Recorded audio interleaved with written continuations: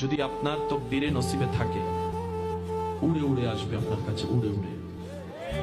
আর যদি আপনার নসিবে না থাকে, রিজিকে না থাকে, সামনে থাকার পর আপনি স্পর্শ করতে পারবেন না। মুসলমান যখন এই আকীদায় বিশ্বাসী, রিজিকে থাকলে আসবেই, সুতরাং আমার কষ্ট করে কারো সম্পত্তিতে, কারো রিজিকে, কারো কোনো কিছুতে আমার হস্তক্ষেপ করার কোনো দরকার নেই। আমার আল্লাহ খুশি হয়ে আমাকে যা দিবে, আমি বান্দা হয়ে খুশি মনে সেটা আলহামদুলিল্লাহ বলে গ্রহণ করতে রাজি আছি। চিৎকার দিয়ে বলেন সুবহানাল্লাহ। পৃথিবীর সমস্ত রাস্তা তৈরি হয়েছে ধৈর্যের মাধ্যমে।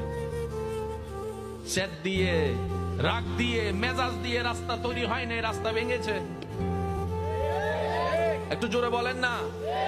রাগ দিয়ে, হিংসা দিয়ে, মেজাজ দিয়ে রাস্তা ভাঙতে জগৎ দেখেছে।